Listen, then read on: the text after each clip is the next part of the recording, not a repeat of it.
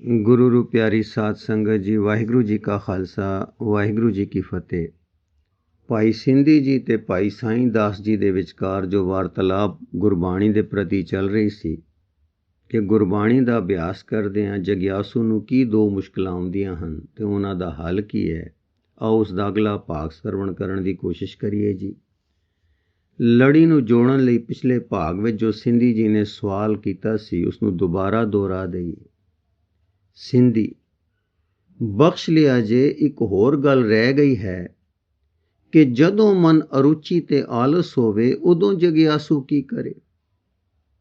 ਭਾਈ ਜੀ, ਸ਼ੁਕਰ ਦੀ ਤਰ੍ਹਾਂ ਇੱਕ ਹੋਰ ਸਾਧਨ ਹੈ ਇਸ ਵੇਲਿਆਂ ਦਾ, ਉਹ ਬੇਨਤੀ ਹੈ। ਬੇਨਤੀ ਵੀ ਇੱਕ ਤਾਕਤ ਹੈ ਜੋ ਸਾਨੂੰ ਸਾਡੇ ਸਿਰਜਣਹਾਰ ਨਾਲ ਜੋੜਦੀ ਹੈ। ਬੇਨਤੀ ਦੀਆਂ ਦੋ ਡੋਲਾਂ ਹਨ, ਇੱਕ ਨੂੰ ਆਪਣੀ ਸਮਝ ਗੋਚਰਾ ਕਰਨੇ ਲਈ ਅਰਦਾਸ ਕਹਿ ਲਈਏ ਔਰ ਦੂਈ ਨੂੰ ਪ੍ਰਾਰਥਨਾ ਕਹਿ ਲਈਏ। ਸਿੰਧੀ, ਵਰਤੋਂ ਕਿਵੇਂ ਹੈ? ਭਾਈ ਜੀ, ਜਦੋਂ ਤੁਸੀਂ ਕੁਝ ਚਾਹੁੰਦੇ ਹੋ ਕਿ ਮਿਲੇ ਜਾਂ ਦੁੱਖ ਦੂਰ ਹੋਵੇ ਜਾਂ ਕਿਸੇ ਅਚਾਹਤ ਵਸਤੂ ਤੋਂ ਰੱਖਿਆ ਹੋਵੇ ਜਾਂ ਪ੍ਰਾਪਤ ਵਸਤੂ ਪ੍ਰਾਪਤ ਰਹੇ ਤਦ ਬੇਨਤੀ ਕਰੋ। ਬੇਨਤੀ ਦੀ ਵਰਤੋਂ ਜੇ ਤਾਂ ਜੀਭ ਉੱਤੇ ਹੈ ਔਰ ਸੰਗ ਤੋਂ ਅੱਗੇ ਕੋਈ ਹਿਲਾਵ ਨਹੀਂ ਤਦ ਇਹ ਹੈ ਤਾਂ ਬੇਨਤੀ, ਪਰ ਬਹੁਤ ਬਲਵਾਨ ਨਹੀਂ। ਪਰੰਤੂ ਜੇ ਇਹ ਮਨ ਦੀ ਆਵਾਜ਼ ਹੈ ਤਦ ਇਹ ਬਲਵਾਨ ਹੈ ਤੇ ਅਪੜਦੀ ਹੈ ਟਿਕਾਣੇ। ਇਸ ਤੋਂ ਵੱਧ ਕੇ ਇੱਕ ਹੋਰ ਬੇਨਤੀ ਹੈ। ਜਦੋਂ ਆਤਮਾ ਵਿੱਚ ਵਾਹਿਗੁਰੂ ਦੇ ਹੋਣ ਦਾ ਵਿਸ਼ਵਾਸ ਹੁੰਦਾ ਹੈ, ਉਸ ਦਾ ਹੋਣਾ ਆਪਣੇ ਬਹੁਤ ਹੀ ਨੇੜੇ ਪ੍ਰਤੀਤ ਦਿੰਦਾ ਹੈ ਅਤੇ ਉਸ ਦੀ ਯਾਦ ਪੱਕੀ ਹੁੰਦੀ ਹੈ। ਜਾਂ ਇਉਂ ਕਹੋ ਕਿ ਉਹ ਪਿਆਰਾ ਨਿਹਚੇ ਵਿੱਚ ਅੰਦਰ ਬਾਹਰ ਵਿਆਪਕ ਭਾਸਦਾ ਹੈ, ਤਾਂ ਐਸੇ ਸਮੇਂ ਆਪਣੇ ਆਤਮਾ ਦੀ ਚੁੱਪ ਆਵਾਜ਼ ਜੇ ਮੰਗ ਦੇ ਫੁਰਨੇ ਮਾਤਰ ਵਿੱਚੋਂ ਵੀ ਲੰਘ ਜਾਵੇ ਤਾਂ ਉਹ ਪ੍ਰਵਾਨ ਬੇਨਤੀ ਦਾ ਰੂਪ ਧਾਰਦੀ ਹੈ। ਇਸ ਬੇਨਤੀ ਨੂੰ ਗੁਰਮੁਖ ਲੋਕ ਬਹੁਤ ਬਲਵਾਨ ਬੇਨਤੀ ਸਮਝਦੇ ਹਨ। ਫਿਰ ਦੁਹਰਾ ਦਈਏ, ਬਲਵਾਨ ਬੇਨਤੀ ਕੀ ਹੈ? ਜਦੋਂ ਆਤਮਾ ਵਿੱਚ ਵਾਹਿਗੁਰੂ ਦੇ ਹੋਣ ਦਾ ਵਿਸ਼ਵਾਸ ਹੁੰਦਾ ਹੈ, ਉਸ ਦਾ ਹੋਣਾ ਆਪਣੇ ਬਹੁਤ ਹੀ ਨੇੜੇ ਪ੍ਰਤੀਤ ਦਿੰਦਾ ਹੈ ਅਤੇ ਉਸ ਦੀ ਯਾਦ ਪੱਕੀ ਹੁੰਦੀ ਹੈ। ਜਾਂ ਇਉਂ ਕਹੋ ਕਿ ਉਹ ਪਿਆਰਾ ਨਿਹਚੇ ਵਿੱਚ ਅੰਦਰ ਬਾਹਰ ਵਿਆਪਕ ਭਾਸਦਾ ਹੈ, ਤਾਂ ਐਸੇ ਸਮੇਂ ਆਪਣੇ ਆਤਮਾ ਦੀ ਚੁੱਪ ਆਵਾਜ਼ ਜੇ ਮੰਗ ਦੇ ਫੁਰਨੇ ਮਾਤਰ ਵਿੱਚੋਂ ਵੀ ਲੰਘ ਜਾਵੇ ਤਾਂ ਉਹ ਪ੍ਰਵਾਨ ਬੇਨਤੀ ਦਾ ਰੂਪ ਧਾਰਦੀ ਹੈ। ਇਸ ਬੇਨਤੀ ਨੂੰ ਗੁਰਮੁਖ ਲੋਕ ਬਹੁਤ ਬਲਵਾਨ ਬੇਨਤੀ ਸਮਝਦੇ ਹਨ। ਪਰ ਸੰਸਾਰ ਵਿੱਚ ਹਰ ਸ਼ੈ ਦੇ ਦਰਜੇ ਹਨ। ਇਸੇ ਤਰ੍ਹਾਂ ਮਨ ਦੀ ਉੱਨਤੀ ਦੀ ਅਵਸਥਾ ਦੇ ਅਨੁਸਾਰ ਬੇਨਤੀ ਦੇ ਦਰਜੇ ਹਨ। ਮਨ ਵਿੱਚ ਜਿੰਨਾ ਵਧੇਕ ਪਰਮੇਸ਼ਰ ਦੇ ਹੋਣ ਦਾ ਭਰੋਸਾ ਹੈ, ਉਸ ਦੇ ਨੇੜੇ ਹੋਣ ਦਾ ਸਿਦਕ ਹੈ ਔਰ ਉਸ ਦੇ ਪਿਆਰ ਕਰਨ ਦਾ ਨਿਹਚਾ ਹੈ, ਉਨਾ ਹੀ ਵਧੇਕ ਮਨ ਉੱਨਤ ਹੈ ਤੇ ਇਸੇ ਉੱਨਤੀ ਅਨੁਸਾਰ ਬੇਨਤੀ ਦਾ ਅਸਰ ਹੈ। ਸਿੰਧੀ, ਇਹ ਤਾਂ ਹੋਈ ਉਹ ਬੇਨਤੀ ਜਿਸ ਨਾਲ ਜੁੜੇ ਮਨਾਂ ਤੇ ਸਾਈਂ ਨਾਮ ਵਿੱਚ ਰਤਿਆਂ ਮਨਾਂ ਦੀ ਚਾਹੀ ਹੋਈ ਗੱਲ ਪੂਰੀ ਹੋ ਜਾਂਦੀ ਹੈ। ਪਰ ਜੀ, ਇਹ ਤਾਂ ਪਰਪੱਕਾਂ ਦੀ ਗੱਲ ਹੋਈ ਨਾ, ਤੇ ਮੈਂ ਤਾਂ ਆਪਣੇ ਜਿਹੇ ਨੀਚਾਂ ਲਈ ਪੁੱਛਿਆ ਸੀ ਕਿ ਅਰੁਚੀ ਤੇ ਆਲਸ ਕਿਵੇਂ ਦੂਰ ਹੋਵੇ। ਆਪ ਨੇ ਬੇਨਤੀ ਇੱਕ ਦਾਰੂ ਦੱਸਿਆ ਸੀ ਇਸ ਗੱਲ ਦਾ। ਸੋ ਮੇਰੇ ਵਰਗੇ ਜਗਿਆਸੂਆਂ ਦੀ ਜੋ ਬੇਨਤੀ ਹੋਊ ਉਹ ਤਾਂ ਇਕਾਗਰ ਚਿੱਤਾਂ ਦੀ ਬੇਨਤੀ ਵਰਗੀ ਨਹੀਂ ਨਾ ਹੋ ਸਕਦੀ। ਉਹ ਤਾਂ ਮੈਲੇ ਕੁਚੈਲੇ ਖਿੰਡੇ ਉੱਡੇ ਖਿਆਲਾਂ ਦੀ ਬੇਨਤੀ ਹੈ। ਉਸ ਦਾ ਵੀ ਕੁਛ ਲਾਭ ਹੈ। ਸਾਈਂ ਦਾਸ, ਅਕਸਰ ਵੇਰ ਕਹਿ ਦੇਈਦਾ ਹੈ ਕਿ ਮੂੰਹ ਨਾਲ ਗੁਣ ਕਰਨ ਦਾ ਕੀ ਗੁਣ ਹੈ, ਪਰ ਅਸਲ ਵਿੱਚ ਇਹ ਠੀਕ ਨਹੀਂ, ਕਿਉਂਕਿ ਇੱਥੋਂ ਹੀ ਤਾਂ ਬੇਨਤੀ ਦਾ ਮੁੱਢ ਆਉਂਦਾ ਹੈ। ਕਿਉਂਕਿ ਪਹਿਲੇ ਦਿਨ ਹੀ ਤਾਂ ਕੋਈ ਪਹਿਲਵਾਨ ਨਹੀਂ ਹੋ ਜਾਂਦਾ। ਸਭ ਤਰੱਕੀਆਂ ਹੌਲੇ ਹੌਲੇ ਕਰਕੇ ਹੁੰਦੀਆਂ ਹਨ। ਦ੍ਰਿਸ਼ਟਾਂਤ ਲਈ ਦੇਖੋ, ਜੋ ਆਦਮੀ ਮੈਲੇ ਹਿਰਦੇ ਵਾਲਾ ਤੇ ਵਿਕਾਰੀ ਹੈ, ਉਸ ਨੂੰ ਕਹੀਦਾ ਹੈ ਕਿ ਪਾਪ ਛੱਡ। ਉਹ ਕਹਿੰਦਾ ਹੈ ਕੀਕੂ, ਤਾਂ ਕਹੀਦਾ ਹੈ ਹਿੰਮਤ ਕਰ। ਉਹ ਕਹਿੰਦਾ ਹੈ ਮੈਂ ਕਰਦਾ ਹਾਂ ਪਰ ਡਿੱਗਦਾ ਹਾਂ।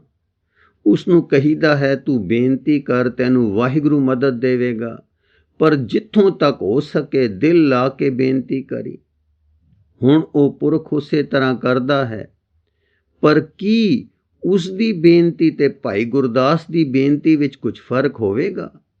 ਸਿੰਧੀ, ਬੜਾ ਭਾਰੀ। ਭਾਈ ਜੀ, ਪਰ ਹਨ ਦੋਵੇਂ ਬੇਨਤੀਆਂ, ਦੋਵੇਂ ਲਾਭਦਾਇਕ। ਉਹ ਪੁਰਖ ਨਿਤ ਇਸੇ ਤਰ੍ਹਾਂ ਕਰਦਾ ਕਰਦਾ ਇੱਕ ਦਿਨ ਭਾਈ ਗੁਰਦਾਸ ਜੀ ਦੀ ਬੇਨਤੀ ਤੱਕ ਅਪੜੇਗਾ। ਜਿਉਂ-ਜਿਉਂ ਉਹ ਵਧੇਕ ਯਤਨ ਮਨ ਲਾ ਕੇ ਬੇਨਤੀ ਕਰਨ ਦਾ ਕਰੇਗਾ ਤੇ ਜਿਉਂ-ਜਿਉਂ ਉਸ ਸੱਚਾਈ ਨਾਲ ਹਿੰਮਤ ਕਰੇਗਾ, ਤਿਉਂ-ਤਿਉਂ ਸੱਚਾਈ ਵੱਧਦੀ ਜਾਏਗੀ, ਨਿਰਮਲਤਾਈ ਤਰੱਕੀ ਕਰਦੀ ਜਾਏਗੀ, ਇਕਾਗਰਤਾ ਵੱਧਦੀ ਜਾਏਗੀ, ਔਰ ਇੱਕ ਦਿਨ ਉਹ ਬੇਨਤੀ ਕਰ ਸਕੇਗਾ ਜੋ ਸੱਚੀ ਤੇ ਪ੍ਰਵਾਨ ਬੇਨਤੀ ਕਹੀਦੀ ਹੈ। ਮਾੜਾ ਜੋ ਕਹੀਦਾ ਹੈ ਤਾਂ ਉਸ ਨੂੰ, ਜਿਸ ਵਿੱਚ ਮਨ ਦੀ ਨੀਅਤ ਬੇਨਤੀ ਕਰਨ ਦੀ ਨਹੀਂ ਹੈ, ਸਗੋਂ ਲੋਕਾਂ ਨੂੰ ਠੱਗਣ ਦੀ, ਧੋਖਾ ਦੇਣ ਦੀ ਜਾਂ ਇਹ ਅਸਰ ਬਿਠਾਉਣ ਦੀ ਹੈ ਕਿ ਜਗਤ ਕਹੇ ਕੈਸਾ ਭਗਤ ਹੈ ਜੋ ਬੇਨਤੀ ਵਿੱਚ ਲੱਗਾ ਹੋਇਆ ਹੈ। ਪਰ ਜੋ ਆਪਣੇ ਸਿਰਜਣਹਾਰ ਅੱਗੇ ਮਨ ਦੀਆਂ ਮੰਗਾਂ ਆਖਦਾ ਹੈ, ਚਾਹੇ ਉਸਦੇ ਹੋਠ ਫੁਰਕਦੇ ਹਨ, ਚਾਹੇ ਜੀਭ ਹਿਲਦੀ ਹੈ, ਚਾਹੇ ਅੱਧੇ ਘੰਟੇ ਦੀ ਪ੍ਰਾਰਥਨਾ ਵਿੱਚੋਂ 4 ਪਲਾਂ ਹੀ ਜੁੜ ਕੇ ਉਸਦਾ ਜੀ ਲੱਗਦਾ ਹੈ, ਉਹ ਬੇਨਤੀ ਹੈ। ਔਰ ਉਹ ਆਪਣੇ ਲਾਭ ਤੋਂ ਖਾਲੀ ਨਹੀਂ ਹੈ, ਕਿਉਂਕਿ ਉਸਦੀ ਨੀਅਤ ਜੋ ਠੀਕ ਹੈ, ਉਹ ਹੌਲੇ ਹੌਲੇ ਮਨ ਦੀ ਸਰਲਤਾ ਤੇ ਸੱਚਾਈ ਵਿੱਚ ਉੱਚਾ ਉੱਠ ਰਿਹਾ ਹੈ। ਪਰਮੇਸ਼ਰ ਐਸਾ ਦਿਆਲੂ ਹੈ ਕਿ ਜੋ ਉਸ ਦੇ ਪਾਸ ਯਤਨ ਕਰਦੇ ਹਨ, ਚਾਹੇ ਕਦਮ ਕਦਮ ਤੇ ਠੋਕਰ ਖਾਣ, ਉਹਨਾਂ ਨੂੰ ਸਹਾਇਤਾ ਦਿੰਦਾ ਹੈ। ਨੀਅਤ ਉੱਨਤੀ ਦੀ ਹੋਵੇ, ਉਦਮ ਹੋਵੇ, ਹਾਰੇ ਪਰ ਹਿੰਮਤ ਨਾ ਹਾਰੇ। ਭੁੱਲਾਂ ਤੇ ਗਿਰਾਓ, ਫਿਰ ਉੱਨਤੀ ਦੀਆਂ ਪੌੜੀਆਂ ਬਣ ਜਾਂਦੇ ਹਨ। ਸੋ ਮੁੱਢਲੀ ਬੇਨਤੀ ਨਾਲ ਸਹਿਜੇ ਸਹਿਜੇ ਮੈਲ ਲੈਂਦੀ ਹੈ ਤੇ ਮਨ ਦੀ ਅਵਸਥਾ ਅਸਲ ਦੇ ਨੇੜੇ ਨੇੜੇ ਹੁੰਦੀ ਇੱਕ ਦਿਨ ਅਸਲ ਤੇ ਅਪੜ ਪੈਂਦੀ ਹੈ। ਸੱਜਣ ਜੀ, ਜਿੱਥੋਂ ਤੱਕ ਵਾਹ ਲੱਗੇ ਜੀ ਜੋੜ ਕੇ ਬੇਨਤੀ ਕਰੋ। ਜਦੋਂ ਅਰੁਚੀ ਤੇ ਆਲਸ ਵਧੇ, ਜੀ ਜੋੜ ਕੇ ਬੇਨਤੀ ਕਰੋ ਕਿ ਸਾਈਆਂ ਰੱਖ ਲੈ, ਮਨ ਨੂੰ ਆਪਣੇ ਚਰਨਾਂ ਵਿੱਚ ਲਾ ਲੈ। ਸੋ ਜਦੋਂ ਆਪਣੇ ਯਤਨ ਕਰਦਿਆਂ ਆਨੰਦ ਦੇ ਹਲੋਰੇ ਵਿੱਚ ਮੈਂ ਸਿਰ ਪੁੱਟਦੀ ਹੈ ਤੇ ਸ਼ੁਕਰ ਦੇ ਭਾਵ ਦੇ ਜ਼ੋਰ ਪਾਇਆਂ ਵੀ ਛਹਿ ਕੇ ਫਿਰ ਉੱਠ ਕੇ ਆਨੰਦ ਨੂੰ ਅਹੰਕਾਰ ਵਿੱਚ ਪਲਟਿਆਂ ਚਾਹੁੰਦੀ ਹੈ, ਤਦੋਂ ਬੇਨਤੀ ਨੂੰ ਹੱਥ ਪਾ ਲਓ। ਦਿਲ ਜੋੜ ਕੇ ਸਾਈਂ ਨੂੰ ਆਖੋ, ਕਰੁਣਾ ਨਿਧੇ ਇਸ ਦਾਸ ਨੂੰ ਰੱਖ ਲੈ, ਇਹ ਕੀਟ ਆਪ ਦੀ ਸ਼ਰਨ ਹੈ। ਫਿਰ ਦੁਹਰਾ ਦਈਏ, ਜਦੋਂ ਅਰੁਚੀ ਤੇ ਆਲਸ ਵਧੇ, ਜੀ ਜੋੜ ਕੇ ਬੇਨਤੀ ਕਰੋ ਕਿ ਸਾਈਆਂ ਰੱਖ ਲੈ, ਮਨ ਨੂੰ ਆਪਣੇ ਚਰਨਾਂ ਵਿੱਚ ਲਾ ਲੈ।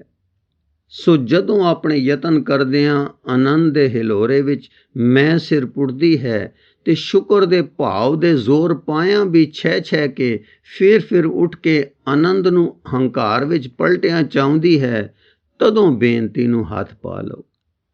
ਦਿਲ ਜੋੜ ਕੇ ਸਾਈਂ ਨੂੰ ਆਖੋ, ਕਰੁਣਾ ਨਿਧੇ ਇਸ ਦਾਸ ਨੂੰ ਰੱਖ ਲੈ, ਇਹ ਕੀਟ ਆਪ ਦੀ ਸ਼ਰਨ ਹੈ। ਬਿਲਾਵਲ ਮਹੱਲਾ ਪੰਜਵਾਂ।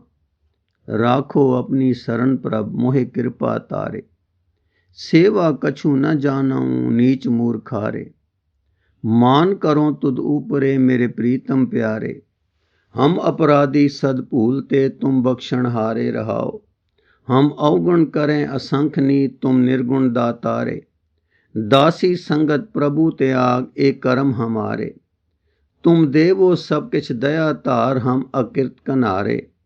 लाग परे तेरे दान स्यों नैचित खसमारे, तुझ ते बाहर किछ नहीं भव काटन हारे। कहो नानक शरण दयाल गुर लेहो मुगत उदारे। इस प्रकार बेनती करदिਆਂ ਅਰੁਚੀ ਆਲਸ ਤੇ ਮੈਲ ਪਰੇ ਹਟਣਗੇ ਅਤੇ ਰਸ ਵਜਣ ਵੇਲੇ ਆਨੰਦ ਵਿੱਚ ਵਿਘਨ ਨਹੀਂ ਪਵੇਗਾ। ਮੈਂ ਸਿਆਣੇ ਸਿੱਖ ਵੇਖੇ ਹਨ ਜੋ ਨਾਮ ਰੰਗ ਵਿੱਚ ਰੱਤੇ ਹੋਏ ਹਨ। ਉਹ ਕਿਸੇ ਵੇਲੇ ਸੁਰਤ ਦੀ ਲੋੜ ਮੁਜਬ ਬਾਣੀ ਨਾਲ ਘੁਲ ਮਿਲ ਕੇ ਲਹਿਰੇ ਲੈ ਰਹੇ ਹਨ। ਕਦੇ ਸ਼ੁਕਰ ਦੇ ਰੰਗ ਵਿੱਚ ਝੂਮ ਰਹੇ ਹਨ, ਕਦੇ ਬੇਨਤੀ ਦੇ ਅੰਗ ਵਿੱਚ ਸਜਲ ਨੇਤਰ ਹੋ ਰਹੇ ਹਨ, ਕਦੇ ਉਹਨਾਂ ਵਿੱਚ ਤ੍ਰੈ ਰੰਗ ਇਕੱਠੇ ਹੋ ਵਰਤਦੇ ਹਨ। ਫਿਰ ਸਾਨੂੰ ਜੋ ਅਸੀਂ ਨਿਰਬਲ ਹਾਂ, ਕਿੰਨੀ ਵਧੇਕ ਲੋੜ ਹੈ ਕਿ ਬੇਨਤੀ ਸਾਡੇ ਸੁਭਾਅ ਵਿੱਚ ਵਾਸਾ ਪਾਵੇ। ਸਿੰਧੀ, ਸੱਚ ਹੈ, ਧੰਨ ਗੁਰੂ ਜੀ ਤੇ ਧੰਨ ਗੁਰੂ ਜੀ ਦੇ ਪਿਆਰੇ ਗੁਰਮੁਖ, ਕਿਰਪਾ ਕਰਕੇ ਆਲਸ ਤੇ ਅਰੁਚੀ ਦੂਰ ਕਰਨ ਦਾ ਕੋਈ ਹੋਰ ਉਪਰਾਲਾ ਵੀ ਦੱਸੋ। ਭਾਈ ਜੀ, ਅਰੁਚੀ ਤੇ ਆਲਸ ਦੇ ਸਰੀਰਕ ਦਾਰੂ ਵੀ ਹਨ। 5 ਇਸ਼ਨਾਨਾਂ ਤੇ ਇਸ਼ਨਾਨ ਕਰਨ ਨਾਲ ਮਨ ਦੇ ਆਲਸ ਤੇ ਅਰੁਚੀ ਤੇ ਵੀ ਅਸਰ ਪੈਂਦਾ ਹੈ। ਗੁਰਮੁਖ ਦਾ ਸਤਸੰਗ ਕਰਨਾ ਇਸੇ ਗੱਲ ਦਾ ਭਾਰੀ ਦਾਰੂ ਹੈ। ਗੁਰਮੁਖ ਦੇ ਬਚਨ ਆਲਸ ਤੇ ਅਰੁਚੀ ਦੂਰ ਕਰਦੇ ਤੇ ਚਾਉ ਪੈਦਾ ਕਰਦੇ ਹਨ। ਉਪਜੈ ਚਾਉ ਸਾਧ ਕੈ ਸੰਗ। ਫਿਰ ਹੋਰ ਦਾਰੂ ਹੈ ਕੀਰਤਨ ਸੁਣਨਾ ਜਾਂ ਬਾਣੀ ਪੜ੍ਹੀ ਜਾਂਦੀ ਸੁਣਨੀ। ਬੇਨਤੀ ਕਰਨੀ ਮੈਂ ਦੱਸ ਹੀ ਚੁੱਕਾ ਹਾਂ, ਪਰ ਜਿੰਨੀ ਜੀ ਲੱਗੇ ਮਨ ਜੋੜ ਕੇ ਬੇਨਤੀ ਕਰੋ ਤਾਂ ਵਾਹਿਗੁਰੂ ਜੀ ਦੀ ਸਹਾਇਤਾ ਉਤਰੇਗੀ ਅਰ ਜੀ ਲਾ ਦੇਵੇਗੀ। ਇੱਕ ਹੋਰ ਸਾਧਨ ਹਠ ਹੈ। ਜਿਸ ਨੇਕ ਕੰਮ ਵੱਲੋਂ ਜੀ ਮੁੜੇ ਉਸ ਨੂੰ ਹਠ ਨਾਲ ਕਰੋ। ਜਿਸ ਮਾੜੇ ਕੰਮ ਵੱਲ ਨੂੰ ਜੀ ਜਾਵੇ ਉਸ ਵੱਲੋਂ ਮਨ ਨੂੰ ਹਠ ਨਾਲ ਰੋਕੋ ਤੇ ਸਰੀਰ ਨੂੰ ਇਸ ਪਾਸੇ ਤੋਂ ਬੰਨ੍ਹ ਕੇ ਰੱਖੋ। ਸਮਾਂ ਪਾ ਕੇ ਨੇਕੀ ਦਾ ਸੁਭਾਅ ਇਸ ਹਠ ਨਾਲ ਵੀ ਪੱਕਾ ਹੋ ਜਾਂਦਾ ਹੈ। ਹਾਂਜੀ, ਫਿਰ ਦੁਹਰਾ ਦਈਏ। ਗੁਰਮੁਖ ਦੇ ਬਚਨ ਆਲਸ ਤੇ ਅਰੁਚੀ ਦੂਰ ਕਰਦੇ ਹਨ ਤੇ ਚਾਉ ਪੈਦਾ ਕਰਦੇ ਹਨ। ਉਪਜੈ ਚਾਉ ਸਾਧ ਕੈ ਸੰਗ। ਫਿਰ ਹੋਰ ਦਾਰੂ ਹੈ ਕੀਰਤਨ ਸੁਣਨਾ ਜਾਂ ਬਾਣੀ ਪੜ੍ਹੀ ਜਾਂਦੀ ਸੁਣਨੀ। ਬੇਨਤੀ ਕਰਨੀ ਮੈਂ ਦੱਸ ਹੀ ਚੁੱਕਾ ਹਾਂ, ਪਰ ਜਿੰਨੀ ਜੀ ਲੱਗੇ ਮਨ ਜੋੜ ਜੋੜ ਕੇ ਬੇਨਤੀ ਕਰੋ ਤਾਂ ਵਾਹਿਗੁਰੂ ਜੀ ਦੀ ਸਹਾਇਤਾ ਉਤਰੇਗੀ ਅਰ ਜੀ ਲਾ ਦੇਵੇਗੀ। ਇੱਕ ਹੋਰ ਸਾਧਨ ਹਠ ਹੈ। ਜਿਸ ਨੇਕ ਕੰਮ ਵੱਲੋਂ ਜੀ ਮੁੜੇ ਉਸ ਨੂੰ ਹਠ ਨਾਲ ਕਰੋ। ਜਿਸ ਮਾੜੇ ਕੰਮ ਵੱਲ ਨੂੰ ਜੀ ਜਾਵੇ ਉਸ ਵੱਲੋਂ ਮਨ ਨੂੰ ਹਠ ਨਾਲ ਰੋਕੋ ਤੇ ਸਰੀਰ ਨੂੰ ਇਸ ਪਾਸੇ ਤੋਂ ਬੰਨ੍ਹ ਕੇ ਰੱਖੋ। ਸਮਾਂ ਪਾ ਕੇ ਨੇਕੀ ਦਾ ਸੁਭਾਅ ਇਸ ਹਠ ਨਾਲ ਵੀ ਪੱਕਾ ਹੋ ਜਾਂਦਾ ਹੈ। ਸਿੰਧੀ। ਆਪ ਨੇ ਆਗਿਆ ਕੀਤੀ ਸੀ ਕਿ ਬੇਨਤੀ 2 ਪ੍ਰਕਾਰ ਦੀ ਹੁੰਦੀ ਹੈ, ਇੱਕ ਨੂੰ ਪ੍ਰਾਰਥਨਾ ਆਖੀਏ ਤੇ ਇੱਕ ਨੂੰ ਅਰਦਾਸ। ਇਹਨਾਂ ਦਾ ਫਰਕ ਦੱਸੋ। ਗੁਰੂ ਰੂਪ ਪਿਆਰੀ ਸਾਧ ਸੰਗਤ ਜੀ, ਇਹ ਜੋ ਸਵਾਲ ਸਿੰਧੀ ਜੀ ਨੇ ਕੀਤਾ ਕਿ ਪ੍ਰਾਰਥਨਾ ਤੇ ਅਰਦਾਸ ਵਿੱਚ ਕੀ ਫਰਕ ਹੈ, ਇਹ ਆਪ ਜੀ ਨੂੰ ਅਗਲੇ ਭਾਗ ਵਿੱਚ ਸਰਵਣ ਕਰਾਉਣ ਦੀ ਕੋਸ਼ਿਸ਼ ਕਰਾਂਗੇ ਜੀ। ਵਾਹਿਗੁਰੂ ਜੀ ਕਾ ਖਾਲਸਾ, ਵਾਹਿਗੁਰੂ ਜੀ ਕੀ ਫਤਿਹ।